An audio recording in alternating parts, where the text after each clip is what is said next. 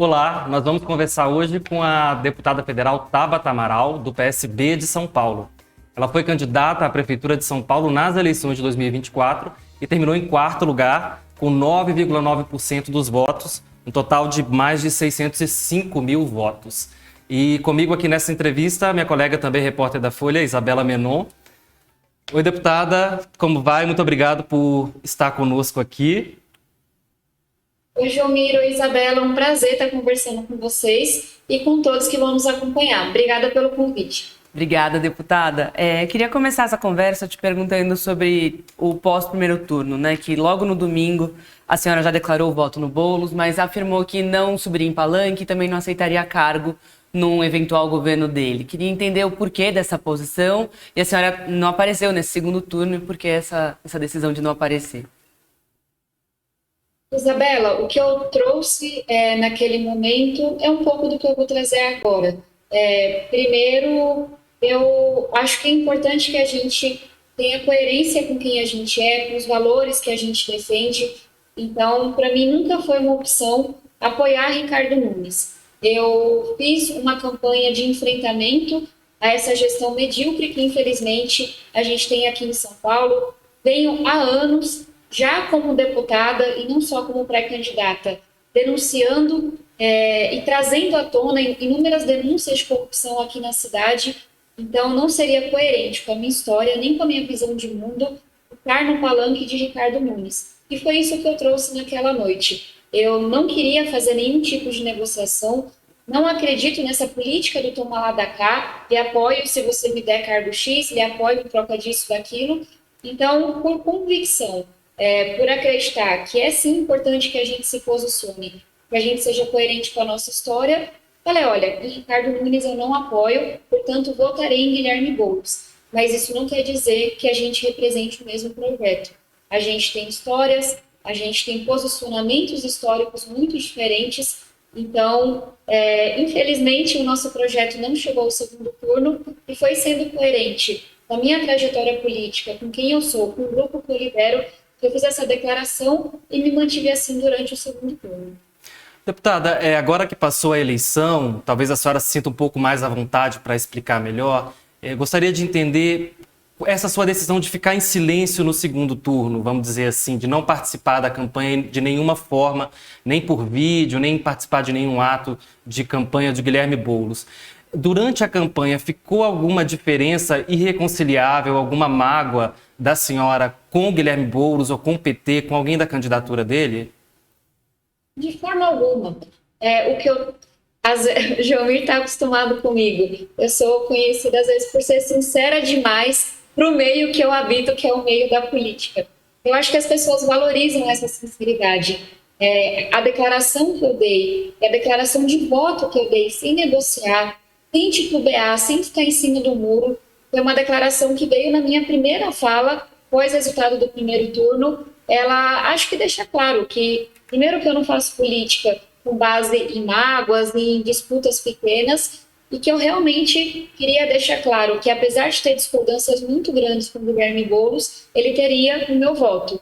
Daí a você mudar o que você acredita, deixar quem você é por uma conveniência eleitoral, isso eu não topo. E, de novo, não vem por uma questão pessoal.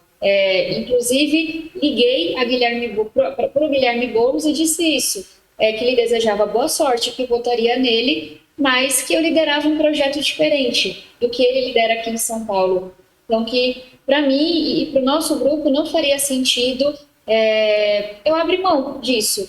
E acho que, inclusive, ao longo da campanha, eu pontuei quais eram essas diferenças. A gente teve uma eleição que foi muito pautada pelo baixo nível, por ataques pessoais mentirosos e sujos. Antes mesmo da campanha começar, eu tive que lidar com uma mentira espalhada de forma extremamente nojenta para o Pablo Marçal, em que ele dizia que meu pai havia se matado por minha culpa. Essa foi a eleição em São Paulo. E eu me mantive muito inteira nesse processo e muito convicta de que esse jogo eu não jogaria. Então, o que fiz ao longo da campanha, o que fiz no segundo turno, foi justamente para dizer, olha, na hora que eu tenho que tomar uma decisão, eu sempre tomo. Não acredito nessa política de você ficar em cima do muro, titubear, mudar quem você é e por aí vai. Mas é justamente por ter tanta clareza e eu lidero hoje em São Paulo, o nosso PSD, um projeto que tem chance de estar no segundo turno na próxima eleição. E a gente sabe, se estivesse no segundo turno, inclusive, seria vencedor nos diferentes cenários. Eu preciso ter clareza de quem a gente é e trilhar o nosso caminho.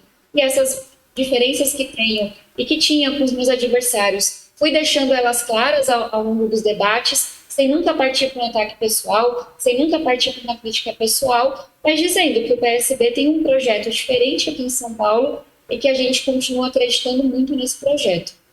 Como que a senhora viu o apoio dos seus aliados que tiveram com a senhora na campanha ao Guilherme Boulos e terem subido no palanque dele, como o Geraldo Alckmin e o Márcio França?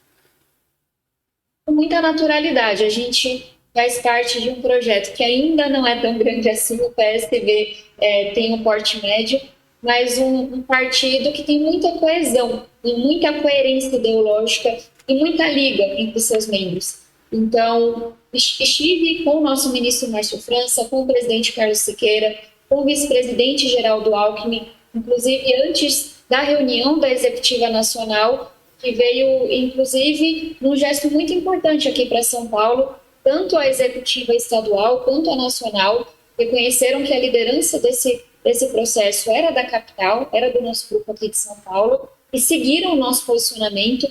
A gente tirou um posicionamento formal das executivas do partido, de que nossos filiados estariam liberados para votarem em quem acreditasse, mas que a nossa recomendação era no voto em Guilherme Boulos, justamente por ser o projeto de oposição ao Ricardo Nunes. E nessas conversas ficou muito claro que tanto o ministro Márcio França quanto o vice-presidente Geraldo Alckmin, eles agiram de forma completamente coesa com o nosso grupo.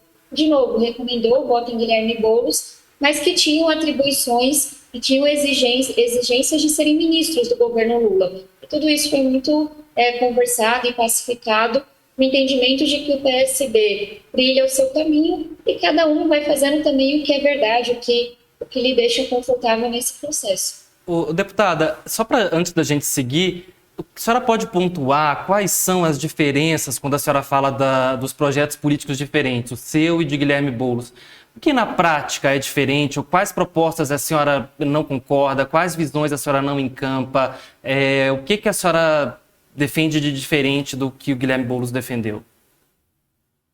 Jomi, eu vou me permitir fazer uma fala um pouco mais para frente. Então, trazendo um pouco dos elementos que eu trouxe ao longo da campanha, mas até de qual é o espaço que eu vejo o PSB ocupando nos próximos anos. E prometo que vou lhe responder também.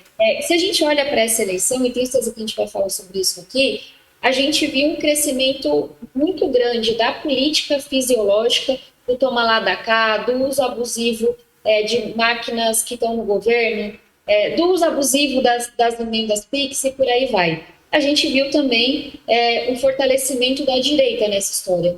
E nesse processo, apesar de todas as dificuldades, o PSB teve vitórias importantes. O PSB saiu dessa eleição municipal como o partido progressista no Brasil com o maior número de prefeitos eleitos. Então eu trago isso porque a gente está muito focado em entender qual é o espaço que a gente tem para ocupar e onde que a gente se conecta com a população.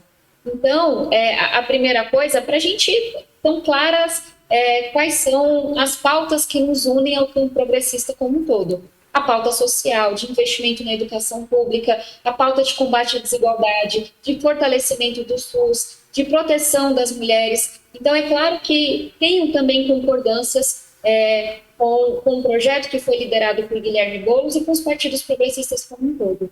Mas acho que tem duas coisas, se eu tiver que sintetizar, para não me alongar demais, acho que uma delas nos últimos anos, o PSB foi o único partido progressista do Brasil que se posicionou de forma enfática, clara e sempre muito rapidamente contra as ditaduras de esquerda. Inclusive, quando a gente fala da Venezuela e da Nicarágua, essa é uma posição que hoje, e não é só a Tabata, é o PSB como um todo. Essa é uma posição que diferencia o PSB dos demais partidos progressistas. E tem uma questão da atuação, do modus operandi também. Eu acredito muito na entrega. Eu acredito que as pessoas me elegeram 2 vezes deputada federal. Me deram a honra agora de receber mais de 600 mil votos, porque as pessoas querem uma política que resolva o problema, que entregue, que dialogue com o dia a dia delas. Então, existe no PSB, primeiro, um histórico de grandes fazedores, como a gente fala. O PSB, quando tem a oportunidade de estar liderando uma gestão, faz bem feito. Eduardo Campos é o maior exemplo, nosso governador Casagrande, João Campos agora em Recife. E para você fazer, você tem que conversar com todo mundo. Então, acho que essa é uma diferença também. Só pude aprovar como autora, coautora, relatora, mais de 20 projetos como deputada federal, incluindo o Pé de Meia, que é o principal projeto da educação agora, porque me dispus a dialogar com muita gente que pensa diferente de mim, da esquerda à direita. E quantas vezes não fui criticada, inclusive por pessoas de partidos mais à esquerda, por estar dialogando, e por estar conversando, e por estar fazendo ponte, por estar aprovando o projeto. Então, existem diferenças de posicionamento, mas eu acredito que, sobretudo, de postura. Eu estou disposta, e o nosso partido está disposto, a entender que, quando passa a eleição, a gente tem que desmontar o palanque eleitoral. A gente tem que entender que é o povo que escolhe com quem que a gente está conversando e juntar o maior número possível de pessoas para poder acontecer. Um exemplo, olhando para frente também, eu carrego uma pauta muito importante para mim, que é da licença paternidade, hoje no Congresso Nacional. É a primeira vez, desde a Constituinte, lá em 88, que essa pauta começa a avançar. Para fazer isso, estou fazendo um trabalho junto com Benedita da Silva, que é uma mulher maravilhosa, histórica do PT, foi constituinte, e também com a senadora Damares Alves, do PL. Então, esse é o meu jeito, é o jeito PSD também de fazer, e eu entendo que é diferente de alguns partidos mais à esquerda, como o PSOL. Ótimo. A gente quer falar mais de PSB mais adiante, mas só ainda para num ponto da campanha municipal, a senhora passou aí por uma experiência muito complicada, para dizer talvez o mínimo, porque a senhora sofreu ataques, aí, como a senhora mesma citou, que envolveram a morte do seu pai, seu relacionamento, sua vida íntima. E me chamou a atenção agora há pouco a senhora dizendo que não atacou adversários, mas a senhora teve momentos de embate, sobretudo com Pablo Marçal, em que a senhora foi para talvez ataques também a ele ou a forma como ele agia. O que levou a senhora a agir dessa forma? A senhora acha que não ficou alguma incoerência aí da sua postura em defender uma política de diálogo, de pacificação e entrar em certos momentos nesses embates mais duros com ele? De forma alguma, Jomir. Eu acho, inclusive, que as pessoas, elas esperam... Tem uma frase maravilhosa do Guimarães Rosa, que é: o que a vida espera da gente é coragem. Eu acho que as pessoas esperam de uma mulher jovem que vem da periferia, que tem a minha história, que tem a minha luta, é muita coragem. Coragem para se posicionar, coragem para bater de frente quando necessário. E eu sempre dizia, não dá para querer ser prefeita da maior cidade do Brasil se eu não tiver coragem. Isso aqui não é uma sobremesa, não é um docinho de coco. São Paulo, infelizmente, ela, pelo tamanho que tem, envolve inúmeros interesses. Então, também é preciso entender o que é que está em risco, o que é que está em jogo, quais são os enfrentamentos que têm que ser feitos. E aí eu acho que tem duas coisas que a gente não pode perder de mente quando a gente faz uma comparação, por exemplo, entre a minha atuação e a do Pablo Marçal. Eu acho que uma tem a ver com conteúdo. As coisas que eu ouvi nessa campanha não tinham nada a ver com a minha trajetória política ou com as propostas que eu apresentei. Eu já disse mais cedo, mas eu comecei a campanha tendo que ouvir uma mentira nojenta e suja de que eu teria ido para os Estados Unidos, o que é mentira, abandonado meu pai, e por isso ele teria se matado. Isso é um desrespeito com a minha história e com todas as famílias que já perderam alguém por questões de saúde mental. Eu tive que ouvir que eu não podia ser prefeita porque eu não sou casada, porque eu não tenho filhos. Eu tive que responder a mentiras sobre o meu relacionamento, sobre a minha vida pessoal. Vocês nunca me viram e jamais me verão falando de fulaninho, uma mentira, falando da família. Isso não se faz. Eu acho que essa é uma diferença grande. As pontuações, os questionamentos e acusações que eu trouxe em relação a Pablo Marçal tinham a ver com a sua trajetória profissional política. Sim, trouxe, e espero que isso não seja esquecido, que Pablo Marçal já foi condenado por integrar uma quadrilha de fraude bancária. Pablo Marçal é investigado de homicídio e lavagem de dinheiro. que vocês puderem imaginar. E tenho convicção que ele cometeu inúmeros crimes eleitorais ao longo da campanha. Por exemplo, colocando, essa é uma acusação que tramita hoje na Justiça, porque a gente tem inúmeros indícios de que ele financiou um esquema de cortes na rede social com recurso que não foi declarado. Isso é grave, isso é caixa 2. Então, tem uma questão do conteúdo, mas tem uma segunda diferença, que eu não sou leviana. Eu não estou aqui para brincar. Eu só cheguei onde cheguei, com muitas oportunidades e com muita luta, e tudo sempre foi muito sério para mim. Eu não brinco com a vida das pessoas, eu não brinco com a esperança das pessoas. Então, enquanto a gente tinha ali Pablo Marçal inventando um laudo falso, e depois a gente soube que de fato era falso, para tentar prejudicar um adversário, tudo que eu trouxe de denúncia, eu tinha um processo para apontar. E se era algo novo, eu fazia questão de encaminhar as provas para a justiça. Então, só para a gente não confundir, a importância da gente se posicionar. As pessoas também estão cansadas dessa política morna, que não se posiciona, que fica em cima do muro, que sabe, que não questiona as coisas que estão erradas. Mas a gente tem o dever de fazer isso com responsabilidade e com seriedade. E acho que essa é a principal diferença. Tabata, como que, falando ainda de Pablo Marçal, como que a senhora viu o Boulos ter aceitado o convite dele para a live de entrevista de emprego logo no fim do segundo turno? Isabela, sempre é mais cômodo a gente falar da gente do que dos outros. Então, acho que mais do que dizer, enfim, se concordo, se discordo, eu discordo. Mas eu queria dizer o que eu teria feito no lugar dele. Eu jamais teria aceitado ser sabatinada pelo Pablo Marçal, muito menos naquele contexto. E acho que vale só um porém aqui. Eu acho louvável e necessário que a gente tente o tempo todo dialogar com pessoas que pensam diferente da gente. De novo, eu estou há 6, 7 anos sendo atacada pela esquerda e pela direita, justamente por entender que a gente não faz nada nesse mundo se a gente não dialoga, se a gente não tem empatia, se a gente não vai lá e tenta entender o ponto do outro. Então, uma coisa louvável e importante é você entender como é que Pablo Marçal teve quase 30% dos votos. Quais são os receios dos eleitores dele? Que pautas que a gente tem que trazer? Isso eu acho, inclusive, que eu tentei fazer e sigo tentando fazer bastante como deputada. A outra coisa é quando você confunde isso com a pessoa que acabou personificando esse sentimento. Na hora que, no meu entendimento, o candidato aceita ser sabatinado por Pablo Marçal, depois de tudo que ele fez, isso, de certa forma, legitima o Pablo Marçal e atenua o que ele fez na campanha. Eu trouxe aqui exemplos das acusações não, das baixarias que ele fez em relação a mim, mas Pablo Marçal passou a campanha toda tentando diminuir o nível da eleição cada vez mais.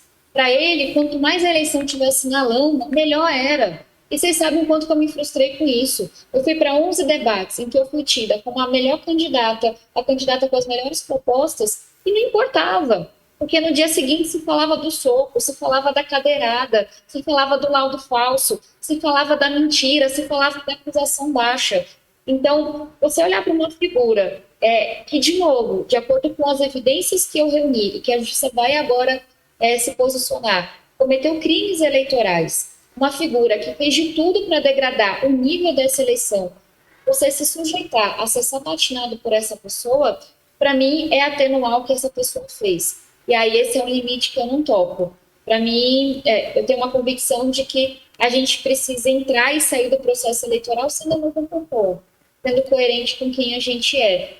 Para mim, não vale tudo por voto, e eu não teria aceitado fazer parte dessa sabatina. Sim, deputada, a senhora discorda, obviamente, politicamente, ideologicamente, dos métodos de Pablo Marçal. Mas ficou nítido que ele é uma expressão legítima de uma parte da sociedade. Ele teve quase 30% dos votos. E agora, depois da derrota de Guilherme Boulos no segundo turno para Ricardo Nunes, a gente tem visto aí a esquerda, o PSOL, o PT, procurando explicações e em meio a esse dilema de como se reconectar com essa base que aparentemente a esquerda está perdendo. A senhora é cientista política também. Eu gostaria de pedir uma análise da senhora de como a senhora viu esse resultado de segundo turno, com todo esse fenômeno que foi Pablo Marçal, as questões que ele trouxe. Em parte, a campanha de esquerda tentou incorporar algumas das propostas, algumas das mensagens que ele trouxe para dialogar com esse eleitorado, e aparentemente não deu certo. Na sua leitura, por que a esquerda perdeu o segundo turno em São Paulo e que lições ficam disso? Joelmir, eu ia brincar que eu estou quase recorrendo ao meu diploma de astrofísica para entender o que está acontecendo, porque só de ciência política não está sendo suficiente, não. Mas acho que vale separar a conversa aqui de São Paulo do Brasil como um todo. Se a gente olha aqui para São Paulo, o resultado do segundo turno, ele era bastante previsível. Eu, pelo menos, sabia desde antes do primeiro turno que se fosse Nunes contra Boulos, o resultado era esse. E foi por isso que a gente pontuou de forma tão enfática que as pesquisas mostravam que no eventual segundo turno eu teria chances reais de vencer de todos os adversários. Então, não fui surpreendida pelo resultado aqui em São Paulo e acho que ninguém foi. Quando a gente olha para o Brasil como um todo, houve sim um fortalecimento da direita, mas eu acho que se a gente para aí, é uma leitura rasa. Porque, primeiro, é uma direita que se fortaleceu e como sempre acontece, né, gente? Existe uma massa fisiológica que ela vai para onde está o poder. Então, para mim, é uma eleição que, sim, teve uma tonalidade de direita, mas que deixou claro que quem estava na máquina tinha mais força, por isso que o nível de reeleição foi tão alto. Quem se beneficiou das emendas, lícitas ou não, nessa discussão toda que a gente está vendo em relação às emendas parlamentares, também foi beneficiado. A gente viu matérias dizendo do tanto de dinheiro que o crime organizado colocou nas eleições municipais. Uma matéria trazendo um valor de mais de 8 bilhões de reais. De novo, eleições em que a gente viu a compra de votos, que a gente viu o uso abusivo da máquina. Então, essas duas coisas se misturam e é importante que a gente tenha essa clareza. E apesar de ter sido uma eleição, sim, mais à direita, quando a gente olha para o segundo turno, candidatos tidos como moderados tiveram mais êxito. Então, tentando juntar a conversa aqui de São Paulo com o Brasil, existem candidaturas à esquerda e à direita que, por serem mais radicais no seu discurso, ou tidas como mais extremistas, elas são melhores para chegar no segundo turno. Elas chamam mais atenção, elas mobilizam mais as pessoas. Mas quando você está no segundo turno, essas viram candidaturas que perdem, justamente porque elas não conseguem dialogar com uma parcela mais ampla do eleitorado. Então, qual que é o desafio que está posto para mim, enquanto presidente municipal do PSB, e para o PSB, que, apesar desses desafios todos, saiu bastante vitorioso dessa eleição? Primeira coisa, o que o PSB fez de certo e que eu acho que a gente tem que manter?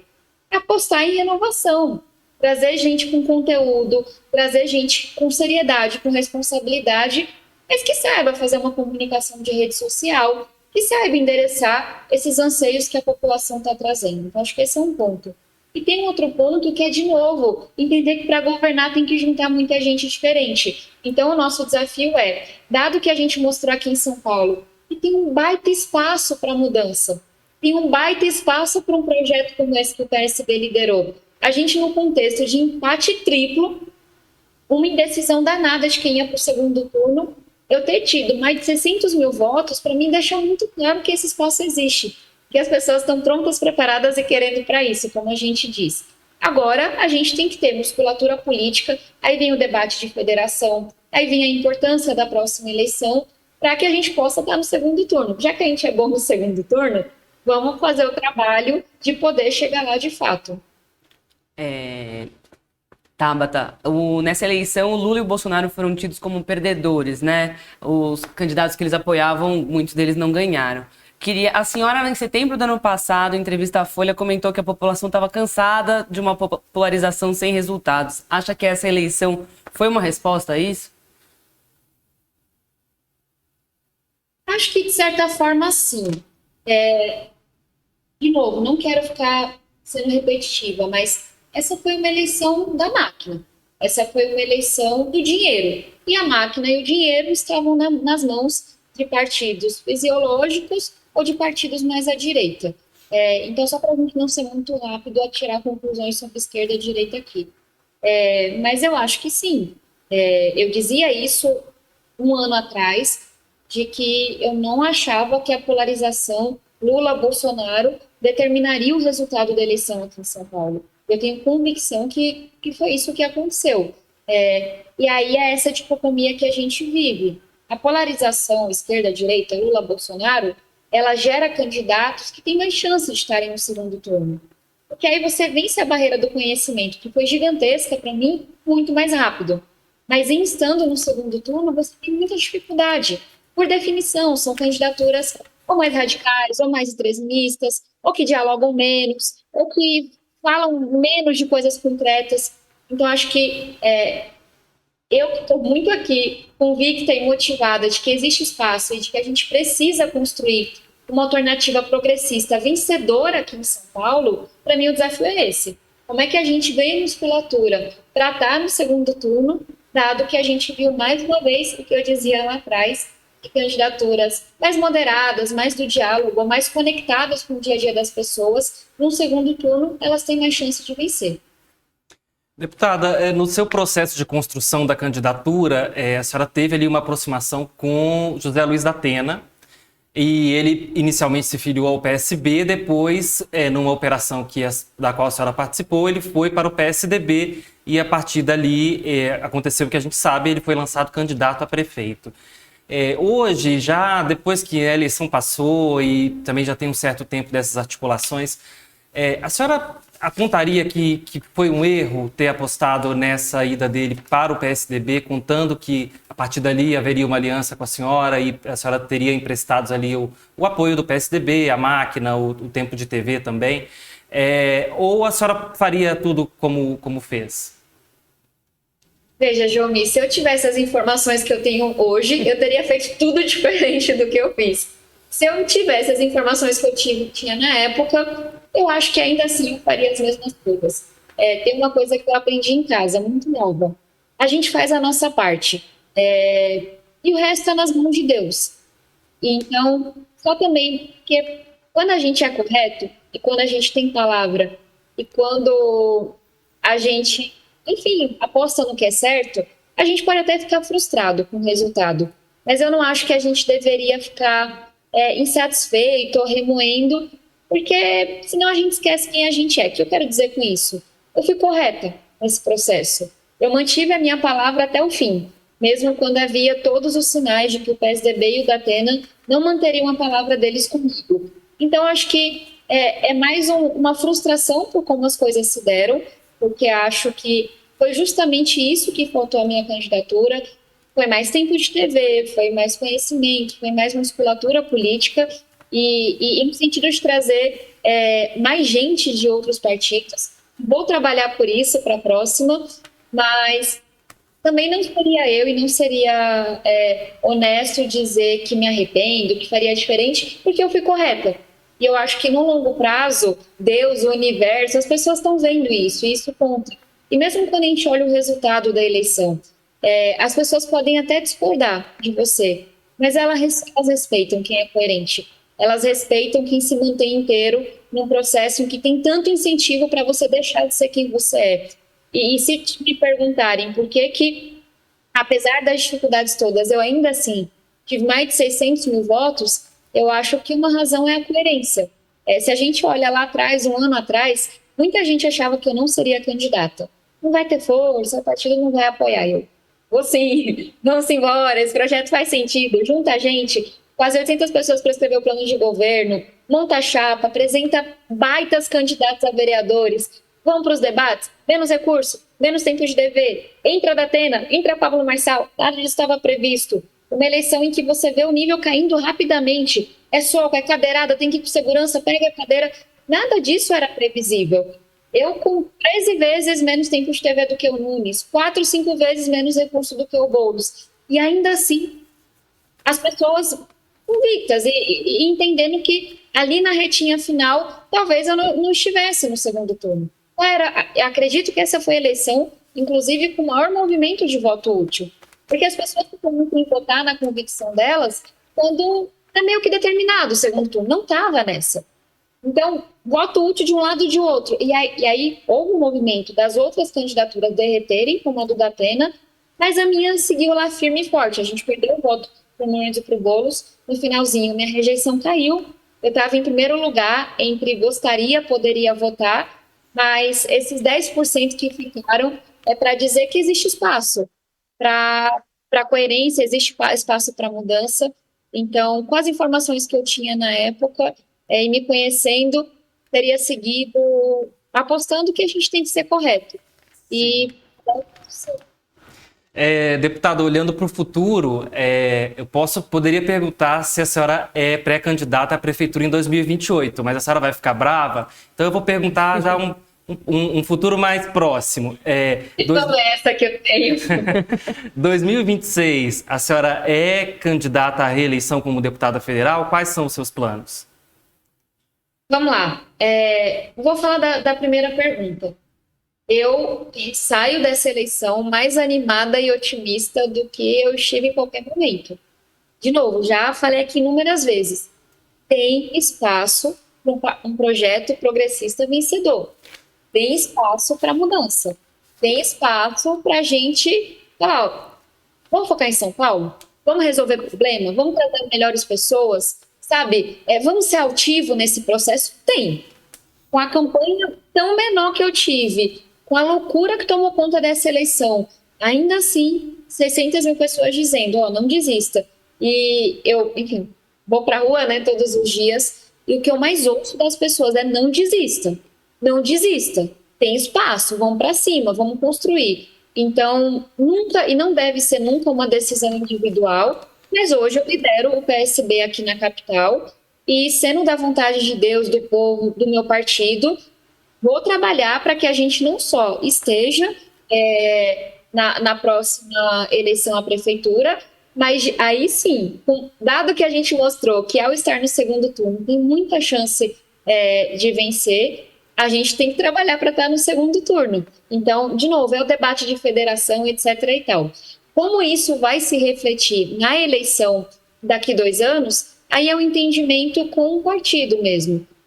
Eu retomo agora o meu trabalho como deputada federal, com tudo que eu sempre faço, licença paternidade, saúde mental, educação, a pauta ambiental, combate à desigualdade, e é um caminho natural seguir no Congresso, mas estou à disposição para fazer o que fizer mais sentido para o nosso grupo político e para a gente continuar ganhando musculatura. Lembrando que eu faço parte do partido que não só tem 2 ministros, mas tem hoje o vice-presidente da República e também acabou de passar. Então, acho que, de novo, a gente está no momento de entregar muito para poder respeitar e agradecer a confiança das pessoas.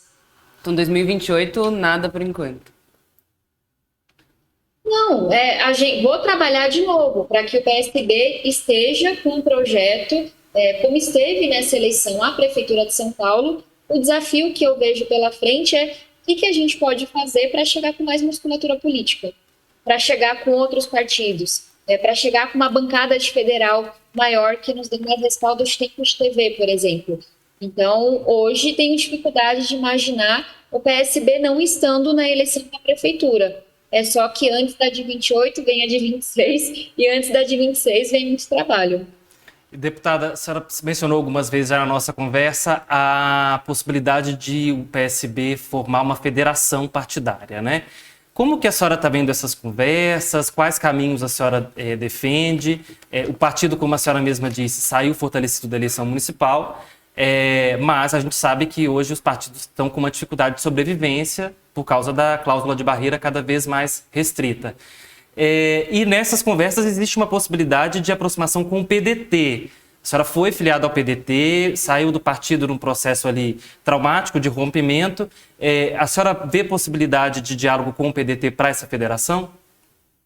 100%.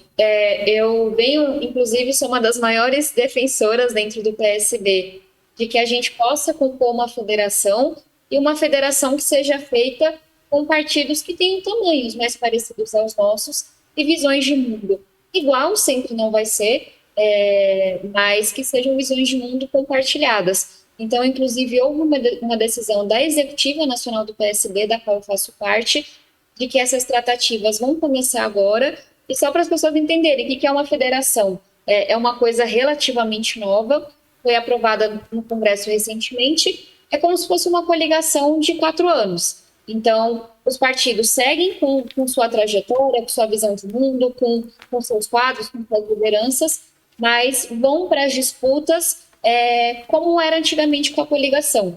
Então, apresentando um conjunto de parlamentares ou de candidatos desses partidos.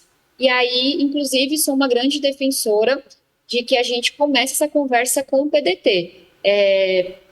Por inúmeras razões, para a Tabata, não existe hoje outro partido que não PSD, e espero ficar para sempre aqui no PSD. Mas nesse sentido de estar junto de partidos que têm tamanhos parecidos e que têm visões de mundos próximas, o PDT é um dos partidos com visões de mundo mais próximas da nossa, e do que depender de mim, portas abertas e vamos trabalhar junto. Eu acho que seria muito positivo para nós, mas também para a democracia como um todo, que é a gente, de novo, e dando musculatura e dando tamanho para candidaturas que sejam alternativas, que saiam dessa polarização que a gente está vivendo já há tanto tempo.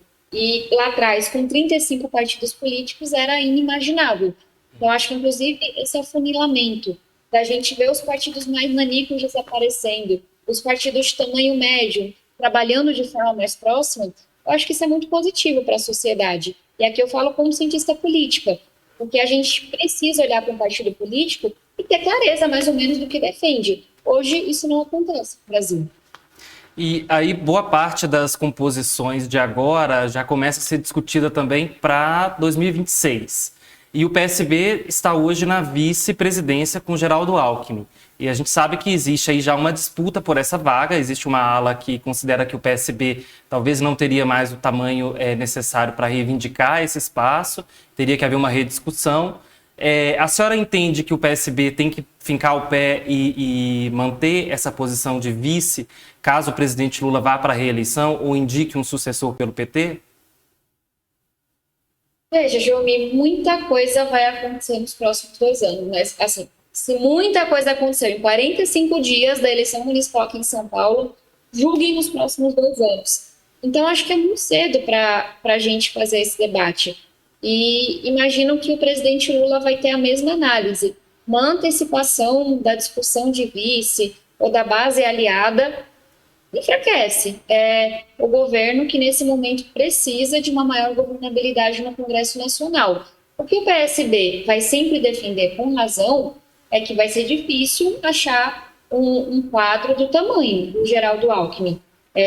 Não só porque foi governador aqui de São Paulo por 4 vezes, foi prefeito, deputado federal, uma das figuras mais respeitadas do nosso país, pelo compromisso que tem com a coisa pública, pela ética, por ser quem ele é. O PSB tem muita alegria de ter o nosso vice-presidente Geraldo Alckmin como filiado do PSD. Acho que lá na frente vai se fazer uma conta. Quem é a outra figura que tem esse tamanho e que também, por ter esse tamanho, pode cumprir um papel de conciliação? O Alckmin fez um gesto muito difícil, se a gente olha lá atrás, não óbvio, talvez seja uma palavra melhor. Foi um gesto pela democracia. Uma troca, agora, com toda certeza, vai mais desagradar do que agradar, porque muita gente vai ficar descontente. Então, a decisão sempre é do candidato ao cargo majoritário, no caso, a presidência da República, mas vou defender que vai ser difícil encontrar alguém que tenha o tamanho, a estatura e essa presença de união que o Alckmin tem hoje. Dito isso, espero que esse seja o foco do governo, vai ser o meu. A gente tem outras coisas para entregar agora. Tem 2 anos pela frente. E as pessoas têm necessidades muito urgentes. Então, até eu mantive a minha atuação parlamentar, sabe-se Deus como, durante a campanha eleitoral, porque eu tenho muita responsabilidade. Com as mais de 300 mil pessoas que votaram em mim para deputada federal, agora as mais de 600 mil pessoas que votaram em mim para prefeita. Então, acho que antes mesmo de qualquer debate, a gente tem que falar de entrega. Tem muitas discussões muito sérias que vão passar pelo Congresso Nacional e o PSB vai continuar cumprindo esse trabalho muito importante de trazer governabilidade, de trazer coesão e de debater as coisas que importam. Trazendo a conversa um pouco aqui para São Paulo, depois da eleição do Ricardo Nunes, a senhora parabenizou ele pelas redes sociais, mas disse que seguiria fiscalizando a gestão dele. Queria entender o que a senhora deve fazer para manter o seu pé fincado na política municipal por aqui. Isabela, não vai ser muito diferente do que eu fiz nos anos anteriores. Eu moro aqui em São Paulo, nascida, criada, uma filha orgulhosa da periferia dessa terra. E é meu papel como deputada federal e como liderança política fiscalizar. E até para as pessoas entenderem como que isso dá na prática. Muitas das coisas que eu trouxe no debate eleitoral, eu vi. Eu vi o que foi o Morro dos Macacos, que passou por enchente, passou por incêndio, ficou sem água por uma semana naquela onda de calor que a gente teve recentemente, e a prefeitura nunca se fez presente. Eu vi o que aconteceu na favela do Vietnã. Uma dessas inúmeras obras sem licitação que eu estou denunciando, com 5 bilhões de reais, uma obra sem transparência, e na favela do Vietnã fizeram uma obra tão mal feita que na chuva seguinte a enchente foi maior. Eu vi o que fizeram na cidade como um todo. Córrego que foi canalizado pela metade, asfalto que foi colocado e esfarelou na semana seguinte. A nossa educação, eu estava lá denunciando creche sem feijão, escola que está sem teto, escola que está sem merenda, escola que está sem professor, e todo mundo viu. São Paulo foi a capital que mais caiu em alfabetização. Ricardo Nunes é o primeiro prefeito da história de São Paulo a entregar resultados piores nos anos iniciais e finais do ensino fundamental do que ele recebeu. Então, nada do que eu trouxe foi inventado, foi teórico, foi feito para a eleição. Infelizmente, queria que fosse diferente. Mas, infelizmente, tudo indica que a situação só vai piorar. Esse asfalto todo que ele colocou na cidade, visando a eleição, vai começar a esfarelar. Daqui a pouco vem o começo do ano, a chuva está vindo. E a prefeitura não está preparada para lidar com isso. Então, aqui não falo apenas como alguém que foi candidata a prefeita. Eu falo como alguém que mora aqui, que se importa, que recebe denúncias todos os dias no celular. De gente que perdeu insulina agora pela falta de energia. Gente que perdeu a compra do mês inteira e não tinha dinheiro. Gente que não conseguia sair de casa porque a árvore caiu. Isso aconteceu, inclusive, na minha comunidade. E a prefeitura há dias para ir lá retirar a árvore. Então, se essas coisas parassem de acontecer, aí não teria espaço para fiscalizar. Mas como, infelizmente, elas vão continuar acontecendo, e eu acho que agora vai chegar a conta dessa eleição tão cara, de um governo que vai ser ainda mais, distribuído entre inúmeros partidos. Você não vê coesão, você não vê um projeto. Sabe-se Deus o que vai acontecer com a educação. Então, enquanto tiver problema, enquanto tiver gente me demandando, eu vou continuar atuando na rede social, na imprensa, na justiça, com projeto, questionando, porque é isso que as pessoas esperam de mim e é isso que eu sei fazer. Deputada, ainda sobre um tema municipal, a questão do apagão, a senhora citou brevemente, e a gente viu isso, que foi um tema importante no segundo turno entre Boulos e Nunes, com um grande jogo de empurra, né? O Boulos acusava o prefeito de má gestão na questão da poda das árvores, o prefeito culpava o governo federal e cobrava, inclusive, do Boulos como deputado federal, assim como a senhora é, e da base do governo, assim como a senhora é, atitudes, dizia que ele não tinha agido.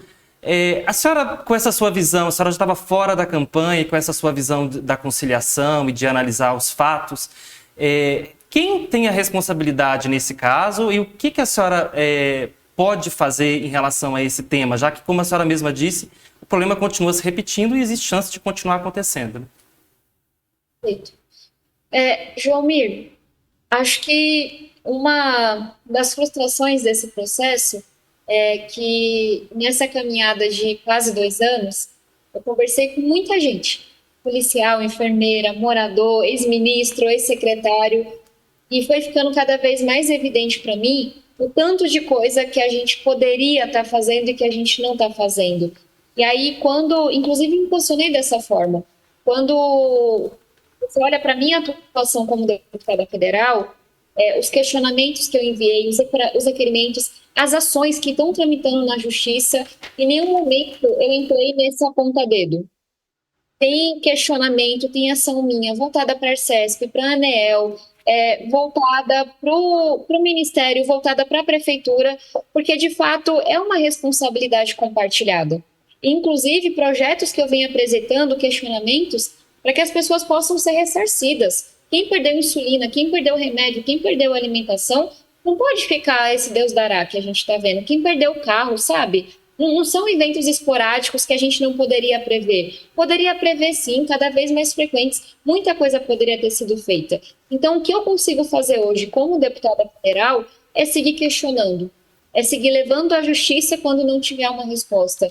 É seguir trabalhando por um arcabouço legal que nos permita ter mais clareza das responsabilidades. Mas fato é que, enquanto a gente não tiver prefeito, tudo isso vai ser muito pouco, vai ser muito insuficiente. Porque uma prefeitura... Perdão, diga. Só porque, então, o prefeito Ricardo Nunes pode esperar que a senhora vai agir, embora não esteja na Câmara, mas como também uma porta-voz da oposição ao governo dele? 100%. Nessas últimas 3 semanas, inclusive durante o segundo turno, eu segui com os questionamentos, com as ações na justiça. Não estava comunicando elas, até porque o foco estava na eleição, mas segui trabalhando e vou seguir trabalhando sim. E o PSB fez 2 baitas vereadores aqui em São Paulo. O professor Eliseu Gabriel, um quadro histórico da educação, Renata Falzoni, uma das maiores lideranças da mobilidade do nosso país. Então o PSB vai estar organizado com esses 2 vereadores e com quem mais quiser vir junto, independente de questão partidária, para fiscalizar, para propor também, para escrever alternativa, para tentar conciliar. Mas, de novo, enquanto a gente não tiver um prefeito à altura de São Paulo que consiga deixar de lado questões partidárias, desmontar palanque e trazer o governador e o presidente da República e consiga cobrar, sabe, e fazer planejamento e podar as árvores. Enquanto a gente não tiver um prefeito à altura de São Paulo, a gente vai continuar sofrendo com as consequências. Não é à toa que eu dizia tanto que eu era a única candidata que tinha um bom diálogo com os e cultura. Porque se tem um lugar da política em que dialogar é fundamental para você entregar, é a Prefeitura de São Paulo. O prefeito Ricardo Nunes segue demonstrando que não entende o tamanho da cadeira que ocupa, que não tem tamanho para ela, que não está pronto para liderar um desafio tão grande como esse. Sinceramente, torço para que mude. Torço para que seja diferente, porque as pessoas estão sofrendo demais e não aguentam mais. Mas não é o que a gente tem visto de sinalização desde a eleição. Certo. Deputada, eu não quero encerrar a nossa entrevista sem falar em educação, que é uma pauta central sua. E no momento, né, hoje a gente viu no Congresso Nacional ser discutida a questão da proibição de celulares em escolas. E a senhora é, inclusive, parte da Comissão de Educação, que aprovou ali um projeto, na verdade, um pacote de projetos, e agora isso vai ser discutido na Câmara. Mas eu gostaria de entender qual a visão que a senhora defende em relação a esse tema. Porque a gente está vendo caminhar aí rumo a um proibicionismo, e tem especialistas alertando que esse talvez não seja o caminho. É preciso buscar outras alternativas e olhar para esse tema de uma forma mais ampla e da maneira complexa como ele é. Qual é a sua visão sobre esse tema? Eu concordo que apenas proibir o uso de celular durante a aula não é suficiente, mas eu entendo que é uma medida muito necessária. Até se a gente olha para a recomendação de órgãos internacionais, para estudos que estão sendo feitos mundo afora, para a experiência aqui no Brasil, como é a do Rio de Janeiro, a gente tem que ter coragem de fazer esse debate. E as evidências que a gente tem até aqui apontam que retirar o uso do celular em sala de aula, obviamente, excetuando quando há um fim pedagógico, há uma prática em que você traga o celular, o tablet, o computador, isso vai ser muito importante pela questão da atenção dos alunos, pelos impactos que o uso excessivo de telas tem na saúde mental. Mas eu concordo com a ponderação que não tem bala de prata. Só retirar o celular ali não vai resolver inúmeros problemas que a gente está vivendo. Problemas, por exemplo, como um adoecimento mental da nossa juventude. Se a gente olha para a pandemia, que foi um momento muito difícil, aqui em São Paulo, 70%, então de 7 de cada 10 jovens que estavam na rede estadual apresentaram sintomas de depressão, de ansiedade. A gente cada vez vendo os índices de suicídio aumentando entre crianças mais jovens, e é claro que tem todo um contexto, mas a rede social e o uso intensivo de telas tem muito a ver com esse adoecimento que a gente está vendo das juventudes. Então, só tirar da sala não é suficiente, mas eu acho que é uma medida necessária para esse momento, tem meu total apoio, e eu espero que ela abra espaço para uma discussão mais ampla. Discussão, por exemplo, do quanto que a gente não tem psicólogos suficientes aqui em São Paulo. Uma cidade com 12 milhões de habitantes e 1.300 psicólogos. É claro que não vai dar certo. Uma das coisas que eu defendia na campanha e seguirei defendendo no Congresso é que a gente tenha em toda a escola, faça valer uma lei que a gente já aprovou no Congresso, para toda a escola poder contar com o acompanhamento de um psicólogo, para a gente estar mais próximo das famílias quando vem um diagnóstico, quando você vai criar uma prática pedagógica individualizada para acomodar aquele estudante. Esse todo tem que estar conectado. É urgente olhar para a saúde mental das crianças e adolescentes, até pela entrada cada vez mais cedo de dependência química, demonstrações, inclusive, de questões de saúde mental, como eu trazia. Então, não pode ficar apenas na proibição. Mas é um debate que a gente tem que fazer e que envolve, inclusive, um tema muito espinhoso, mas necessário, que é o da regulamentação das redes sociais no Brasil, que hoje fazem o que bem querem, sem nenhum limite. E a gente sabe quanto que esses fóruns online, por exemplo, dão espaço para aqueles ataques horrorosos que nós vimos e fizeram com que professores e crianças viessem a óbito aqui no Brasil. Sim, a senhora disse que está preocupada com os rumos da educação na cidade de São Paulo, agora após a eleição. Qual é o seu temor? Há preocupações aí sobre alguma possível entrada do bolsonarismo, de uma agenda ideológica da direita ou da extrema-direita, né? Contando que o prefeito teve apoio de Jair Bolsonaro. E o receio da senhora é esse também? Qual é a sua preocupação? Eu tenho uma primeira preocupação muito prática, Joãomir, que é o baixíssimo nível da educação aqui em São Paulo. São Paulo foi a capital que mais caiu no ranking nacional de alfabetização. Com Bruno Covas, a gente estava na posição 2. São Paulo caiu 19 posições em apenas 3 anos. E eu me questionava na campanha, se Ricardo Nunes tiver mais 4 anos, a gente vai para a posição 27? Dá para continuar caindo? E sabe, não é só número, é criança que chega no 3º, 4º, 5º ano sem saber ler e escrever. É a escola que está agora, como a escola, inclusive, na qual eu voto, que a gente chama de Santa Amaro 1, que é a Mário Schemberg, sabe, as crianças estão recebendo maçã hidratada. Tem área da escola que não está podendo ter aula porque quando chove molha, na cidade mais rica da América do Sul. E não é culpa dos professores. Os professores são basicamente os mesmos de 3 anos atrás.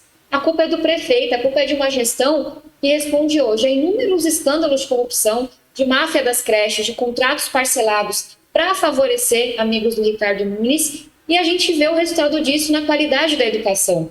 Então, independente de quem seja o novo secretário ou secretária, preocupada eu já estou, porque a gente está caindo e está caindo muito rápido.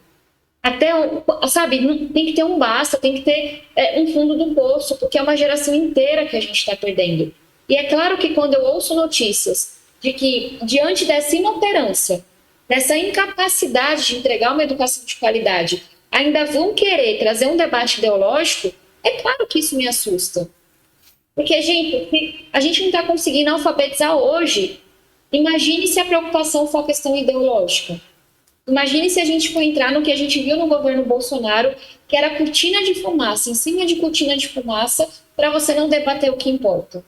Não é nada de outro mundo, não. É valorização e formação de professores. É foco na alfabetização. É escola em tempo integral. É a mãe poder trabalhar sabendo que seu filho está seguro, está aprendendo robótica, está fazendo basquete, está fazendo um teatro. Só que nada disso está sendo feito em São Paulo. E, de novo, na cidade mais rica do Brasil. Então, é uma das áreas que mais me preocupava. Me preocupa ainda mais, porque vão ter mais tempo para desarrumar as coisas, porque vem com umas histórias ideológicas, nada a ver, e eu vou seguir me posicionando, e eu espero que as pessoas entendam que isso não é sobre esquerda e direita. Isso é sobre o nosso futuro. É sobre a gente poder sonhar com o filho do pobre estar tendo as mesmas oportunidades do filho do rico. Essa foi a minha maior motivação para ser prefeita de São Paulo, e essa vai seguir sendo a minha maior motivação pelos próximos anos de vida pública que tenho pela frente. No dia que a gente entender a importância de uma escola pública de qualidade, no dia que a gente der as mesmas oportunidades para o filho da escola pública, esse país muda. e muda de um jeito que ninguém vai conseguir desfazer. Tabata, sobre educação ainda, o governador Tarcísio de Freitas, ele promoveu um leilão para parceria público-privada que prevê a construção e manutenção de escolas estaduais paulistas. Queria saber a sua opinião sobre esse leilão, se vê que como algo positivo ou te deixa preocupada.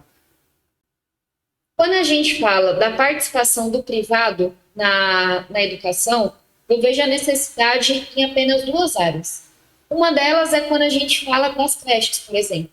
Então, a primeira pergunta é: o público tem infraestrutura construída? Tem escola suficiente para oferecer de forma universal a escola pública? Na creche, a gente não tinha aqui em São Paulo. E foi a decisão que o Bruno Covas teve de apostar nas parceiras e trazer essas administrações para complementar o que a rede pública oferece, enquanto a rede pública não pode oferecer. Então, só para dizer que nesse sentido, se há uma falta, acho que a gente tem que, compra do privado, como é feito no SUS, faz uma parceria, as pessoas têm que receber um serviço público de qualidade. Quando não é verdade, a gente não tem um problema aqui em São Paulo de uma falta de escolas estaduais construídas, etc. A gente tem que entender, esse apoio do privado, ele vai ajudar ou ele vai prejudicar? Qual é a área? Se o debate, por exemplo, é predial, é a pintura de uma escola, não vejo por que não. Desde que a gente exija uma altíssima qualidade no serviço e continue sendo de qualidade, aí tudo bem. Se a gente entender que essa parceria pode deixar a escola mais bem cuidada. O que me preocupa, e aí que está a minha preocupação, que possa se transbordar da questão predial para a questão pedagógica. Quando a gente olha para o mundo, eu nunca vi um país ter uma educação pública, universal, de qualidade, fazendo uma administração privada do pedagógico. Se a gente olha Canadá, Finlândia, os maiores exemplos que a gente tem, Singapura, são escolas públicas de qualidade que conseguem entregar uma altíssima qualidade. Então, em resumo, vocês não vão me ver tendo uma posição dogmática de sou contra a parceria, não. Na creche é absolutamente necessário. Sou contra o privado poder pintar um muro de uma escola? Desde seja com transparência, mais barato e fique bom serviço, não. Minha preocupação é quando isso começa a entrar em questões pedagógicas. Começa a entrar no dia a dia da sala de aula. O que o governador está dizendo é que esse não é o caso, mas que abre uma brecha, que abre um precedente, abre e vou estar em cima monitorando e acompanhando. Deputada, depois dessa sua participação na eleição municipal, que saldo a senhora entende que ficou para a sua carreira política? A senhora aprendeu alguma coisa? A senhora concorda com as leituras de que a senhora sai fortalecida, que a senhora teve uma vitória política, apesar de não ter tido a vitória eleitoral? O que isso muda na Tabata como deputada, como política de agora em diante? Jomi, eu aprendi foi tanto que seria impossível trazer tudo aqui. Falaram tanto da minha juventude nessa eleição, e eu tenho para mim que eu envelheci um bocado, inclusive fisicamente, porque pensa numa luta grande que foi essa eleição. Acho que a primeira coisa, como eu falei, eu sou nascida, criada, eu moro aqui em São Paulo, mas quando você está numa campanha se dispondo a ouvir todo mundo, ex-ministro, policial, enfermeira, pessoa que está em situação de rua, dependente químico, todo mundo. Eu ia para a rua todos os dias para ouvir. É impossível você não aprender. E até assim, de estar sempre olhando para questões que não são as questões que você vive no seu dia a dia.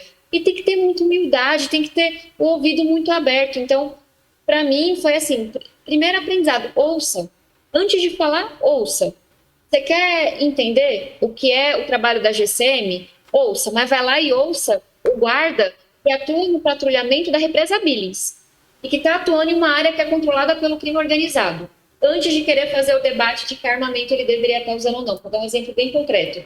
Você quer, de fato, criar uma solução, e eu tinha um foco muito grande nisso, para as 80 mil pessoas que estão em situação de rua, vai lá e ouça. Por que foi parar na rua?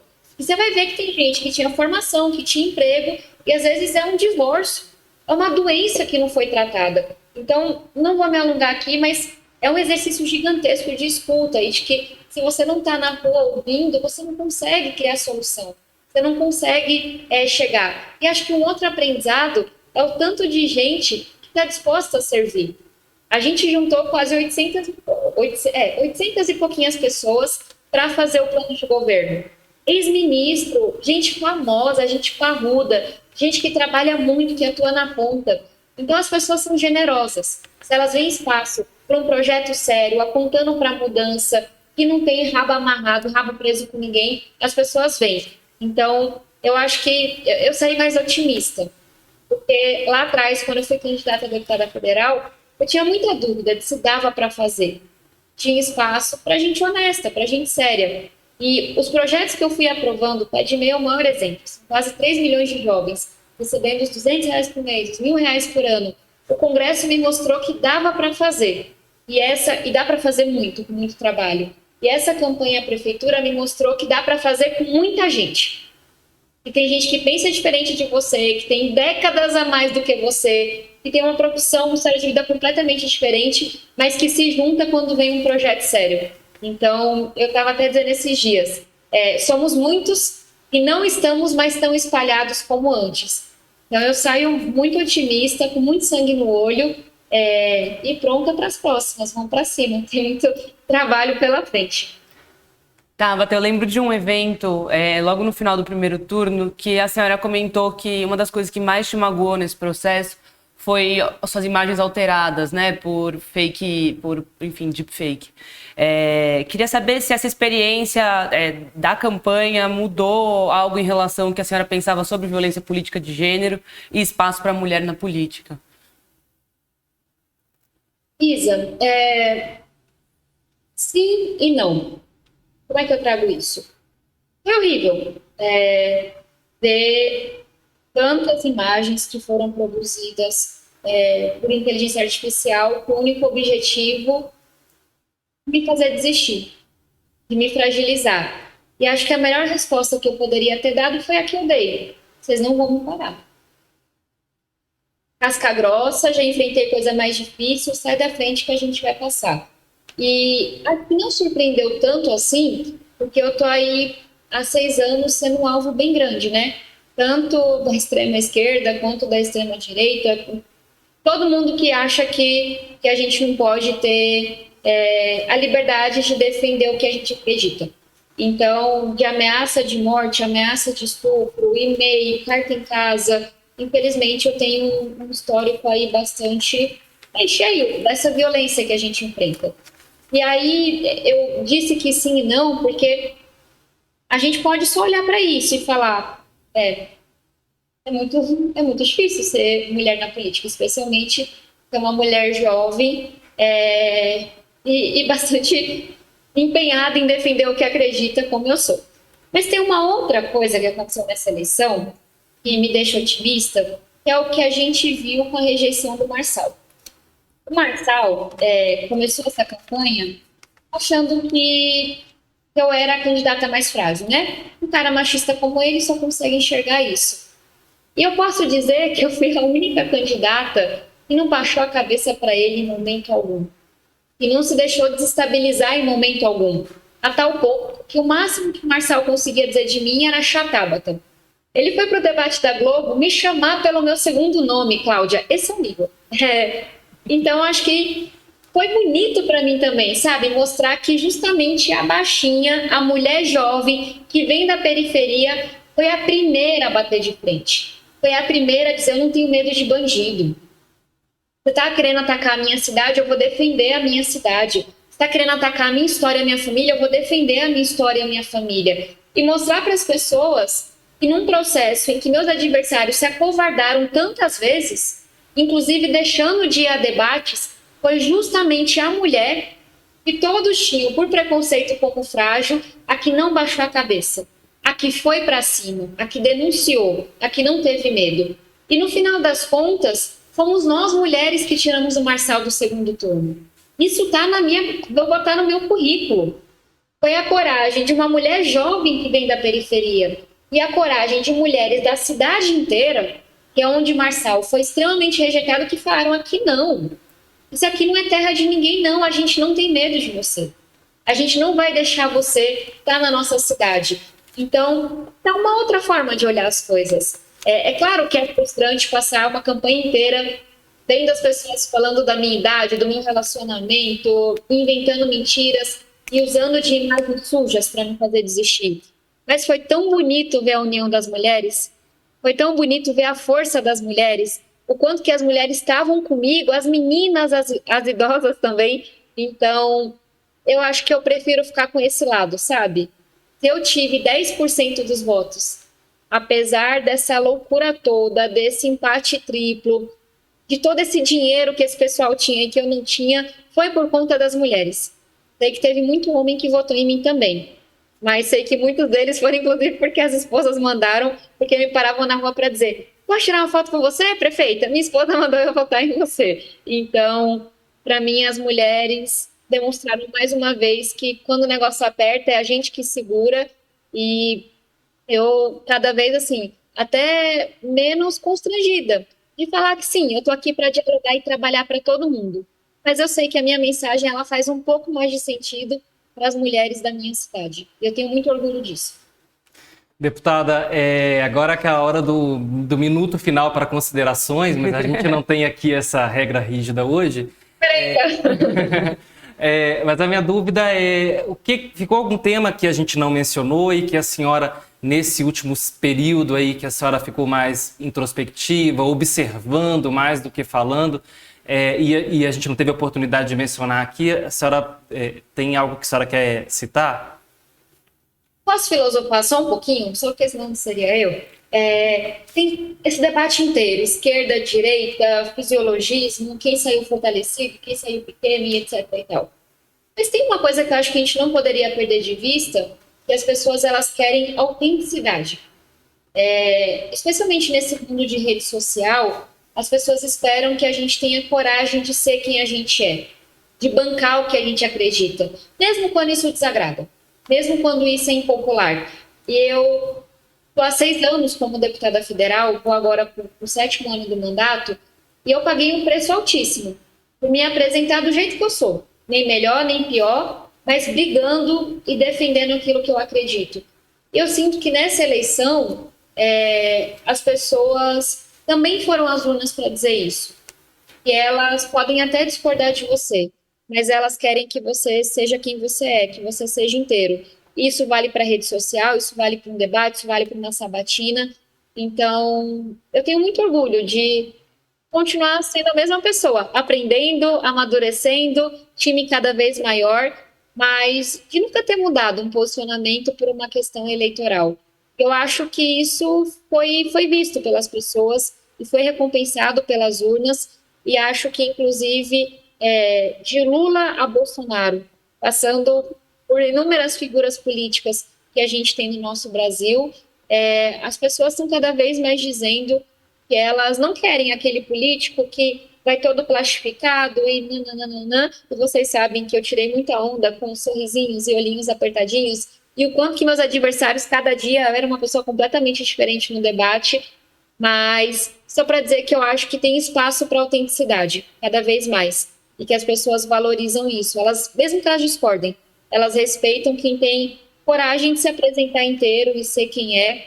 E é claro que a gente sempre vai aprendendo e vai mudando de opinião às vezes, mas eu acho que tem seu valor chegar numa eleição e dizer: é isso que eu penso, é essa quem eu sou. Estou aqui disposta a aprender e ouvir, mas vocês não vão ter surpresas comigo. Então, acho que isso também foi uma marca dessa eleição. E a rede social tende a aprofundar isso cada vez mais. Ok, deputada, muito obrigado pela conversa, por essa entrevista. Até uma próxima. Obrigada, Tabata. Muito obrigada, foi um prazer. Não cabe mais pedir voto no 40, mas acompanhe meu trabalho pelas redes sociais, Tabata Amaral SP. Beijo enorme, obrigada.